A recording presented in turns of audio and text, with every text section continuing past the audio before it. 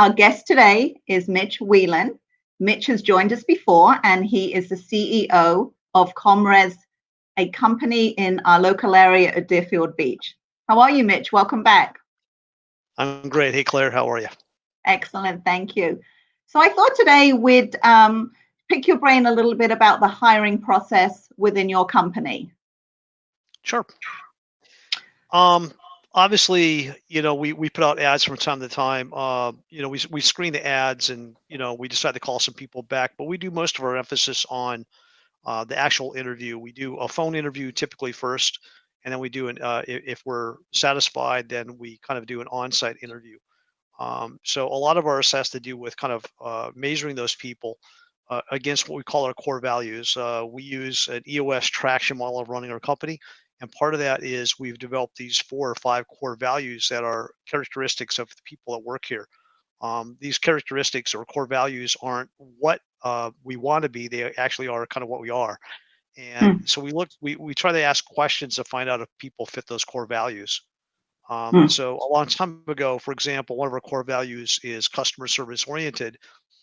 In an interview, we don't actually ask them, are you customer service oriented? Because of course, everybody will answer yes, but we'll ask them questions that determine if they have those kind of traits. We'll ask them, tell me about a time that you maybe had a customer walk in at 1 minute to closing and you were ready to go home and you had band practice or something like that. And tell me about that. What happened? And we try to determine, if they can list an example. Yeah, I remember a time like that, and they'll tell us. And we'll take it a step farther and even ask them, great, can I have the name and number of that person so I can call, and would they give me the same response? Right, because sometimes everybody says what they think you want to hear. That's correct. So we have ways of asking questions to try to determine, do they fit the core values? And we're more interested in if they fit our core values than if they're qualified for the job. I know that kind of sounds odd, but we're probably unique that way in that, we can get somebody that knows the technical parts of what we do very well, but if they don't fit our core values, they're going to be miserable and we're going to be miserable. So we try to really determine, do they fit our core values? It really comes down to that. Right. So that seems to be parallel with soft skills as well. So it's not just like you said, the skills or the technical experience that they have. It really is their ethics, it's their integrity sounds like matches your core values of your company. So obviously customer oriented is a good one like that, because you try to find out what their soft skills are, how do they deal with the customer.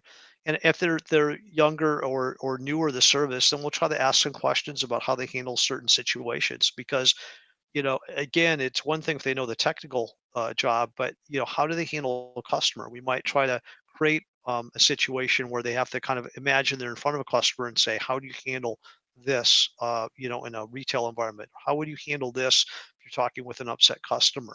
And we'll do some role playing with them to see how they actually do it. But there's ways that they can be prepared too that helps them out.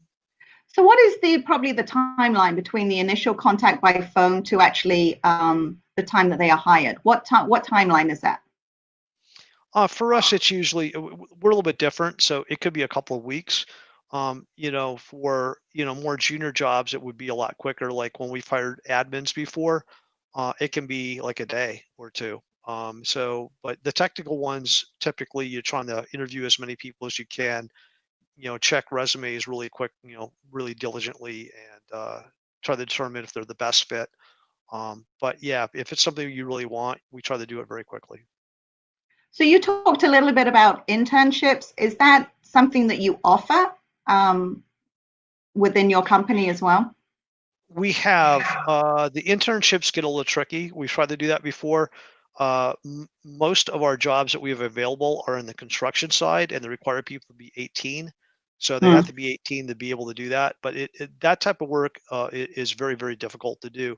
On the technical side, which is more like the phone stuff, we look for like IT type people. We don't really have any job openings for that right now, but we've done internships for that in the past. It's worked well. We've actually hired a couple people that way in the past. And it's a great way to kind of find out if they work with us and fit our culture. It's a good way for them to kind of come in and see if they fit in, if they like it. So we like the internship idea. Right. It's a great idea. Now, so do you like to hire from straight out of college? Do you hire many high school students? We don't really hire many high school or any high school students. Again, most of our jobs require that you have to be 18. Mm. But we've done some internships for other things that weren't that way. Right out of college, it depends. We have done some of that. Most of our work is for phone technicians or cablers, and requires somebody that really has years of experience. So it's pretty rare to get somebody that's even under 21. You're usually looking for somebody that's got several years of experience. However, we do hire some what we call you know fairly new people out of technical school. We've hired several of our team members that were going to technical school, and so they're kind of like in a college or technical type program, and then we kind of retrain them to do kind of what we do. And do you do any, once you've hired them and they've been in the position for a little while, do you do any measurement follow up to see how they're accomplishing the job they were hired to do, whether they're the correct fit? A lot of companies I know have a training or a 90-day period where both the employer and the employee can see if it's a good fit. Well, yeah, you technically do, although you don't really call it that. People in the past have called it a probationary period. You're not really allowed to do that anymore. Hmm. So, but there is kind of like an evaluation period. Again, there's several things that go in that. We're not that large that we have a formal program for that. We only have 15 employees, so it comes down to really three things. You know, gets it, wants it, capacity to do it. That's kind of what we call it, GWC. So do they get the job? Do they have the technical ability to get, you know, the job done or physically? Do they want to do it? Because some people have the mental capacity or the physical capability, but they don't want to actually do what it takes. And then capacity to do it. That's something else. Some people get hired in over their heads. That's a common thing. But then the final thing again is back to the core values. They've got to fit in with their core. That's the main thing. Very quickly within 2 to 4 weeks, if they don't fit our core values, it's very uncomfortable for all of us. And we've kind of created a culture where we kind of drive them away or get them to resign because it's just not going to work. Right. It's not for everybody, and no one company's right, no one employee's right. We can have a great employee that was great somewhere else. It just doesn't fit with us, for various reasons. Right. And especially you said you're a small company, so it really is obvious Right. that person is a good fit or not. That's exactly correct. And then, Yeah. but we also are pretty good about taking time with people. Like we had a person that started a couple or 2, 3 years ago and that person's first year, it was not a good fit. They didn't really fit our core values, but we saw kind of a diamond in the rough, and we kept working with this person and training them, and now that person's, a very valuable member of our team because we saw some things, even though they didn't quite fit at first, we kept working with that person. So if we see the right, things in a person that, hey, look, they really have that capability, they really want to do it, they're extremely sharp, they're loyal, we'll work with that person. That's amazing. Well, thank you so much for joining us again and sharing your experience. I really do appreciate it. You bet. Absolutely. Thanks, Claire. All Have a right, good you're day. welcome. You too. Bye-bye.